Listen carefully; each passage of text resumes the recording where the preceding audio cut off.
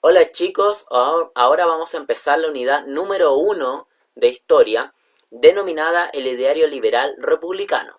Pero antes me presento, voy a ser su profesor obviamente de historia, y me llamo Roberto Espinosa. Para esta unidad nos hemos propuesto como objetivo reconocer las características del ideario liberal y republicano a nivel europeo, que esto es más teórico, a nivel latinoamericano y chileno.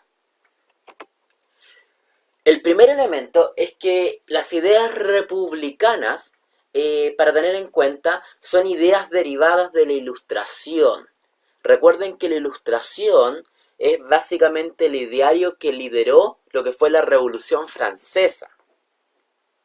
Y básicamente la Ilustración tenía un conjunto de valores y políticas, entre ellas las ideas republicanas.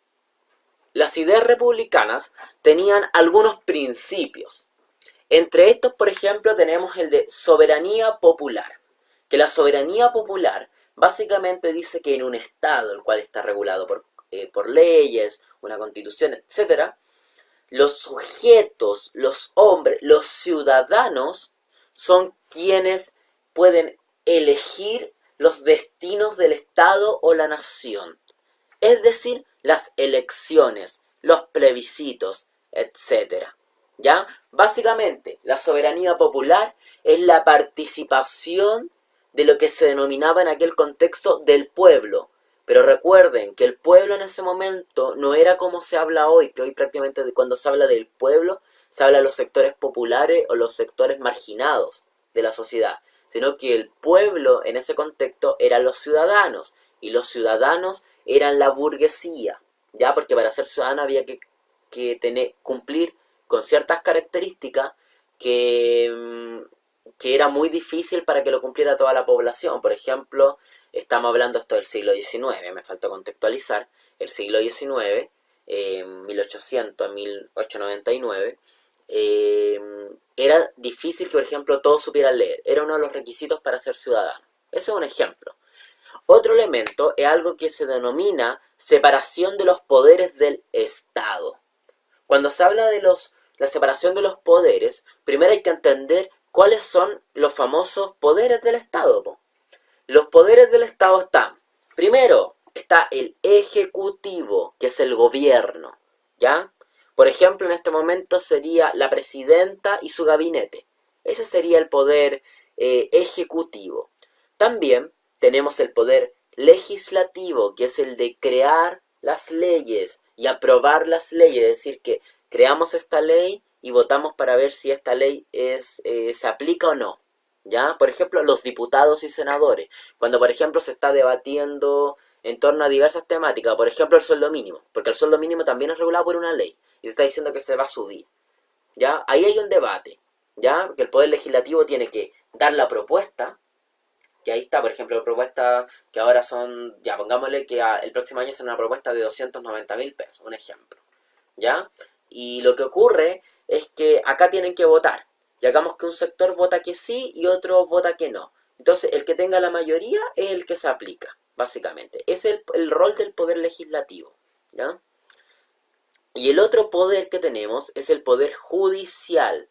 Básicamente es quienes velan porque para ajusticiar o para ya sea condenar, juzgar a quienes son sospechosos de incumplir la ley. En ese caso, como institución, estaría básicamente los tribunales.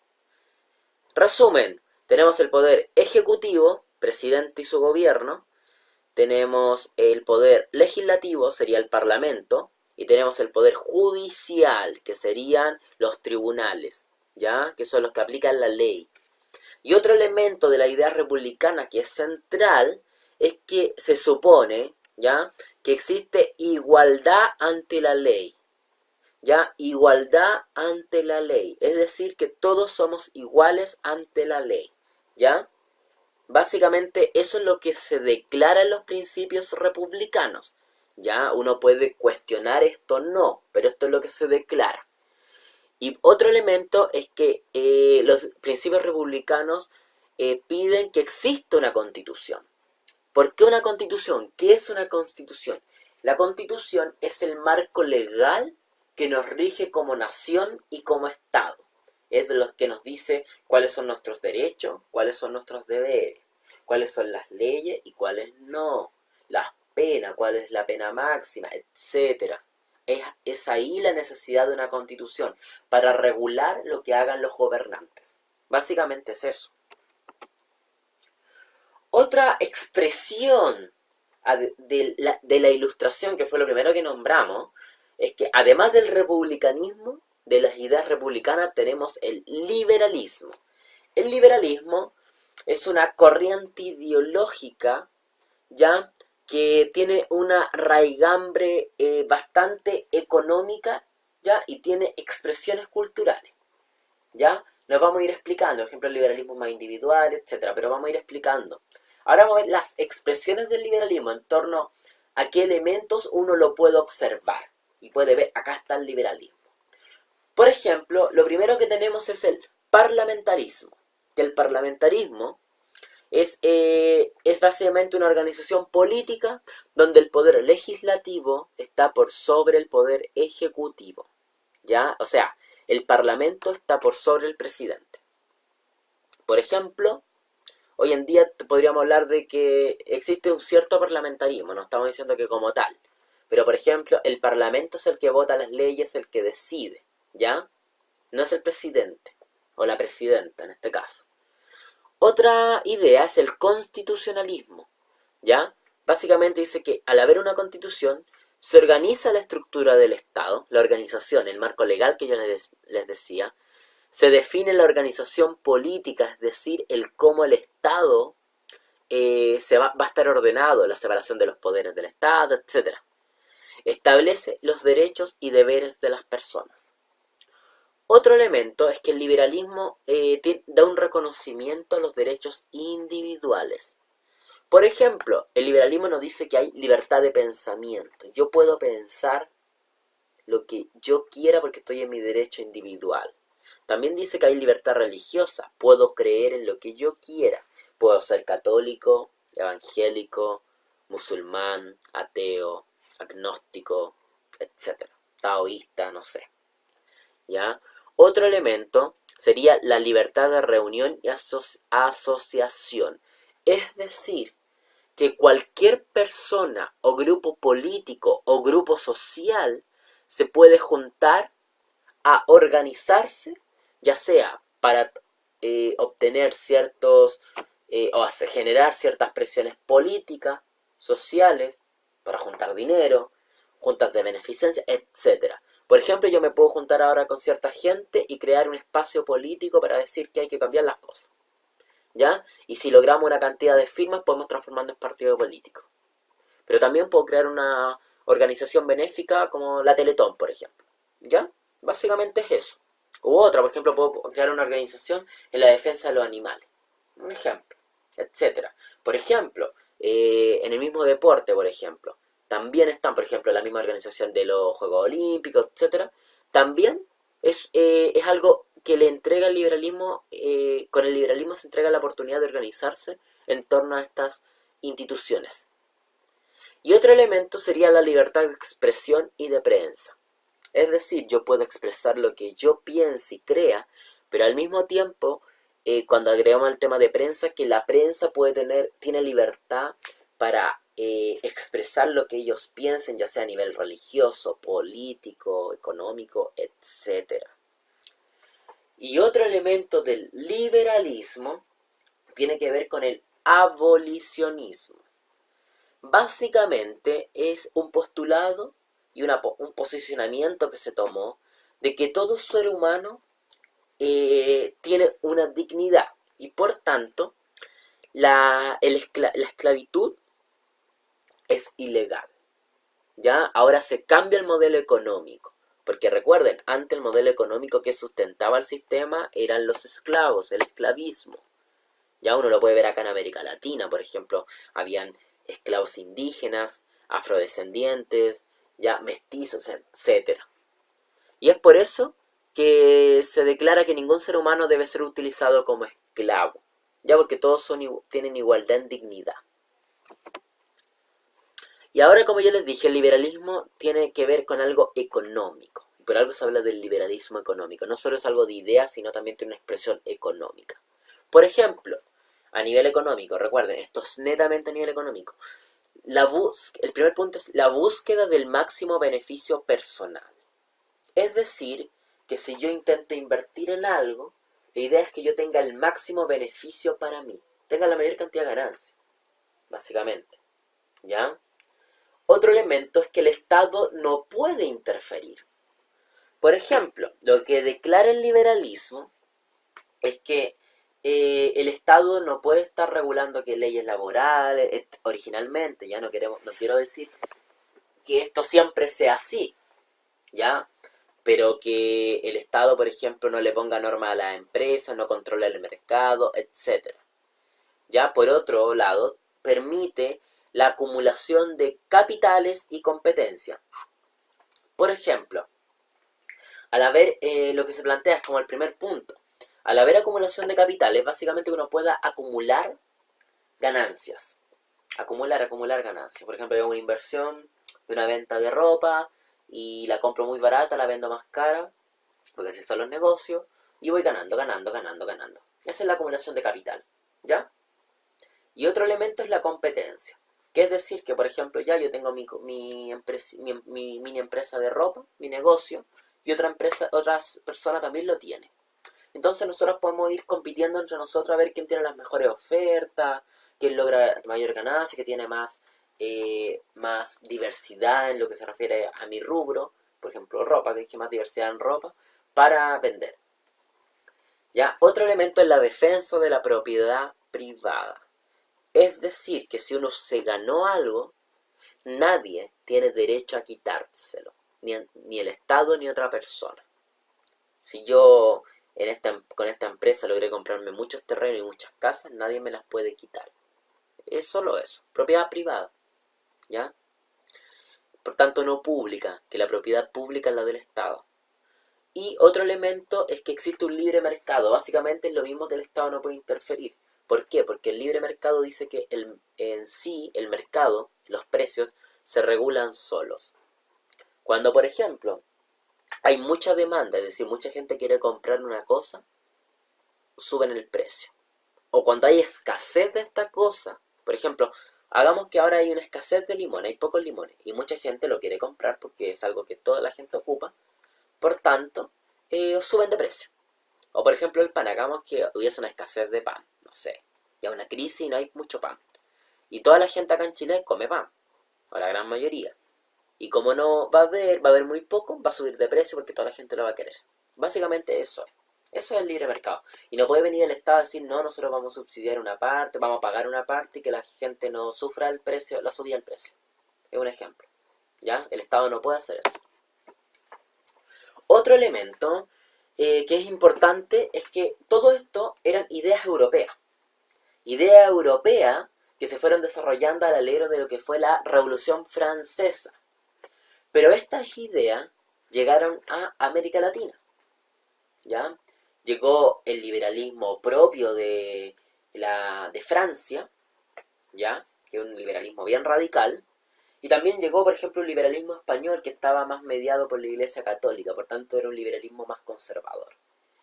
Y les explico a grandes rasgos los primeros puntos y les voy a dar algunos ejemplos a posteriori. Por ejemplo, influyó acá en América Latina en los procesos de independencia, ¿ya? Porque lo que buscaban la población criolla, es decir, quienes eran del territorio americano, era independencia territorial, pero también económica y política. Es decir, el tema de autogobernarse. Que cada nación, cada territorio acá en América se pudiese autogobernar sin que nos vengan a decir qué hacer desde otro país. Básicamente eso. ¿Ya? De ahí les voy a dar algunos ejemplos. La lucha por los derechos individuales. ¿Ya? O sea, acá se plantea que todo sujeto tiene ciertos derechos mínimos, que no se los puede quitar nadie. Pero ocurrió algo, que si bien se declara que todos somos iguales, al final estos derechos solo beneficiaron a un porcentaje pequeño de la población. A los hombres hombres masculinos, que sean blancos. Porque las mujeres tenían, de hecho hasta hoy, menos derechos. Las personas afrodescendientes, es decir, de color negra, menos derechos. Los indígenas, menos derechos. Un hombre mestizo, menos derechos. Es decir, quien no fuera un hombre blanco tenía menos derechos. ¿Ya? Básicamente eso es lo que ocurrió realmente. Y obviamente en todos estos procesos latinoamericanos de independencia hubo políticas liberales y republicanas. ¿Ya? Les voy a dar ejemplos ahora. Por ejemplo, en primer punto de los procesos de independencia. Tenemos, por ejemplo, este ideal liberal francés que llegó, e inglés, porque también era inglés, por ejemplo con Adam Smith, que es un autor que escribió el libro La riqueza de las naciones, que habla sobre esto, ¿ya? Él planteaba, o sea, acá se plantea, por ejemplo, la posibilidad de autogobernarse, ¿cierto? Y acá es como llegó la influencia, por ejemplo, a Estados Unidos, ¿ya? Que todas estas ideas llegaron a Estados Unidos y lograron una independencia, ¿ya? Y también, por ejemplo, ocurrió que estas ideas liberales, también llegaron las liberales francesas más directamente, que eran más radicales, y llegaron, por ejemplo, a Haití. En Haití vivía solo gente afrodescendiente, negra, esclavos negros, ¿ya? Que se habían traído desde África, básicamente. Y muy poca gente blanca, la gente blanca era la que mandaba. La cosa es que esta idea llegaron a algunos afrodescendientes esclavos que tenían un capital cultural por el cual sabían leer, escribir, ¿ya? Porque habían sido criados bastante bien por sus amos, sus dueños. Y al leer esto se vieron influenciados por esta idea de que todo ser humano es igual en derecho, etcétera, y organizaron una revolución. Y al final lo que hicieron fueron mataron a todos los blancos e integraron la primera república negra de la historia. Ya básicamente eso es un ejemplo. Y acá en Sudamérica tenemos el caso de Perú, Argentina, Chile, que vino este liberalismo eh, más conservador, por decirlo de alguna manera, que era el liberalismo español. ¿Y de qué manera influyó? Que básicamente permitió estos ideales primero que buscasen el autogobernarse, ¿ya? Pero por ejemplo se seguía manteniendo la unión del Estado y la Iglesia, que a los liberales más radicales no les gustaba, ¿ya? Pero básicamente de esa manera influyó en Chile, por ejemplo, también en la Gran Colombia, que de hecho la Gran Colombia fue como nació Venezuela, Colombia y Ecuador, eran un solo país y luego se dividieron, ¿ya? En Perú también influyó el tema, en Bolivia influyó, etcétera, el tema de estas ideas en los procesos de independencia. Ahora bien, quienes estaban dentro de estos procesos, distintos procesos de independencia, y quienes también eran los representantes de las ideas liberales y republicanas, eran una clase social, la burguesía. Recuerden que la burguesía había surgido mucho antes del siglo XIX, había surgido por el año, por ejemplo, la edad medieval, por el siglo XIII aproximadamente, como una sociedad de banqueros, etcétera, ¿ya? Que tenían ganancias para sí, invertían. Ahora en estos tiempos la burguesía ya estaba mucho más desarrollada, mucho más desarrollada. Y de hecho, la cultura burguesa, todo esto, el liberalismo, todo esto, toda idea republicana, etcétera, venían a reemplazar a unas ideas que existían antes, que era la de la monarquía. Existió una diferencia. La monarquía, el poder por ser monarca, aristócrata, era básicamente por tener eh, influencia y tener historia de sangre. Por ejemplo, digamos, yo soy un aristócrata, pongámonos en ese caso. Decir que mi abuela hace 1000 años conquistó España, pongámonos. Y desde ahí que es el gobernante, el rey. Y entonces su hijo y el hijo y el hijo y el hijo hasta que llegue yo y también tengo como esta herencia de sangre. Mi poder no radica en la plata que tengo, el dinero, sino que radica en mi historia familiar. ¿Ya? Pero obviamente que tiene más historia familiar, tiene más derecho, más dinero, mejores condiciones de vida.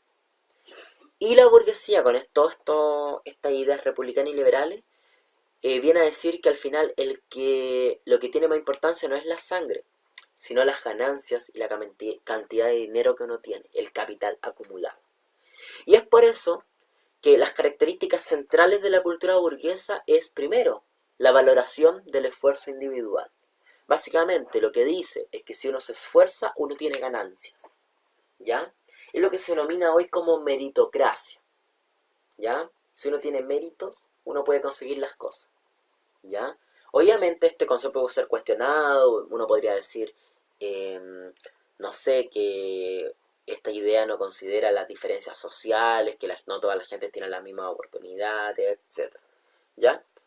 Pero más que entrar en ese debate, que obviamente lo pueden dar, lo importante en este caso, como son los contenidos, es entender cuáles son los valores de la cultura burguesa. Y uno de ellos es la valoración del esfuerzo individual. Uno se esfuerza y tiene ganancias. Otro es que existía una relación con el consumo y el ocio.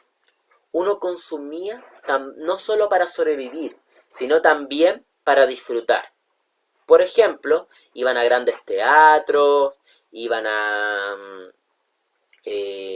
ciertos espacios donde se podían recrear, consumían, tenían viajes, paseos bonitos, etcétera.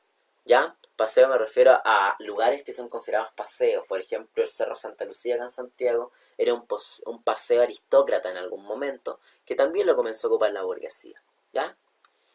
Otro elemento es que le da importancia a los valores en el trabajo y la familia. La familia es el núcleo central, ¿ya? La familia es el núcleo central dentro de nuestra sociedad, ¿ya? ¿Y por qué? Porque acá tenemos un tema de roles de género. Esto es importante, roles de género. Tenemos al hombre, que se supone que es el que produce, ¿ya? El que va a trabajar, etcétera. Tenemos a la mujer, que también es importante dentro del proceso de producción, pero no en la producción misma. Ella no va a la fábrica. Ella básicamente es la encargada de cuidar a los hijos y mantener el bienestar del marido. Esos son los roles de género en esta época, ¿ya? Y al tener el cuidado de los hijos, está básicamente cuidando la mano de obra que viene a futuro. Por eso es la familia central para la burguesía. Y otro elemento es, como dije, es que la importancia de los valores en el trabajo. Es decir, que pone el valor supremo en que un ser humano es digno cuando trabaja. Básicamente eso es lo que plantea, ¿ya? Por tanto, podemos ver que la cultura burguesa estaba impregnada por estos ideales republicanos y liberales. Existía un valor hacia la familia, roles de género, ¿ya? El hombre hace esto, la mujer esto, para que entiendan que no es porque un aspecto biológico diga que un hombre es así y una mujer de esta otra manera, sino que hay un aspecto social, político, económico, cultural, que viene a decir el cómo debe comportarse un sujeto respecto a su género. Otro elemento es la relación del consumo y el ocio, ¿ya? No solo consumir para sobrevivir, sino para disfrutar. Y el otro elemento es la meritocracia o el esfuerzo individual, esforzarse para obtener las cosas. Otro elemento importante es que la burguesía cumplió un rol fundamental, porque vino a generar una difusión del capitalismo, ¿ya? Es decir, la burguesía era la que llevaba las ideas del capitalismo y las iba difundiendo, ¿ya? Por ejemplo, a través de las nuevas formas de valorizar el capital. Por ejemplo, el tema del plusvalor, que se lo explico en palabras súper sencillas. Antes la burguesía no existía el plusvalor. Hoy existe, hasta el día de hoy. ¿Qué plantea con el plusvalor? Se plantea que, por ejemplo, un trabajador, hagamos que tiene una jornada laboral diaria de 8 horas, ¿ya? Y tiene un sueldo, ¿cierto? Y él produce su sueldo en 3 horas. Pongamos un ejemplo, en 3 horas. Ahí produce su sueldo. Pero igual trabaja 5 horas más, ¿ya? Estas 5 horas extras, que son producción, no van a su sueldo, ¿ya? Sino que son ganancias para el dueño de esta empresa, de los medios de producción. Básicamente eso es la plusvalía, el tener más ganancias, básicamente. Otro elemento es que los avances de la tecnología gracias al discurso del progreso, que se supone que la sociedad tiene que progresar, surgir, ¿ya? Es un progreso ascendente. Siempre viene una sociedad más pretérita, más antigua, que va superando, se va progresando. Que estos avances tecnológicos sirvieron para acrecentar negocios y plusvalía, que es lo que acabo de explicar. Por ejemplo, ¿no es cierto? Ahora poníamos un trabajador que produce, y hagamos que ahora reemplazamos al trabajador por una máquina. A la máquina no se le paga sueldo. Por tanto, la ganancia para el dueño es mucho mayor. ¿Ya? Básicamente eso, o sea, con la tecnología aumentaron las ganancias. Porque si bien comprar una máquina sale caro, obviamente a largo plazo se hace más barato que tener un trabajador. Y otro elemento es que la burguesía fue quien logró modernizar los estados. Esto permitió la creación de estados liberales, ya que es lo que hablamos anteriormente con las características de lo que es el liberalismo, y la separación de los poderes que conforman el aparataje estatal, es decir, los poderes públicos, los poderes del Estado, legislativo, ejecutivo, judicial, ¿ya? Y fue justamente la burguesía la que llevó estos valores, por decirlo de una manera. Ahora bien, producto de todo esto es que algunos historiadores plantean que estos cambios produjeron pobreza y segregación para quienes, ojo con esto, para quienes no poseían, quienes no poseían los medios de producción, ¿ya? Básicamente es eso, ¿ya? Es decir, por ejemplo, quienes poseen los medios de producción son los dueños de la empresa y quienes no lo poseen, sus trabajadores. Obviamente tenían más ganancias quienes poseían, eran dueños de su empresa, pero los trabajadores no la veían estas ganancias. Y como no había leyes laborales, también existía una mayor precarización de la gente, ya no tenía derecho a muchas cosas, etc. Y es producto de todo esto que algunos historiadores comenzaron a cuestionar el sistema de organización político-económico que había instaurado la burguesía. Pero obviamente la valoración en torno a si la burguesía tuvo una influencia positiva o negativa depende de la perspectiva de cada historiador y de cada persona, ¿ya? Básicamente eso. Ahora bien, chicos, espero que esta clase haya sido comprendida por ustedes y que también realicen la actividad en la cual vamos a analizar algunos de estos elementos y también revisen el material complementario, lo cual les puede servir bastante para comprender a manera más profunda cada uno de estos conceptos, ¿ya? Muchas gracias, espero que estén muy bien.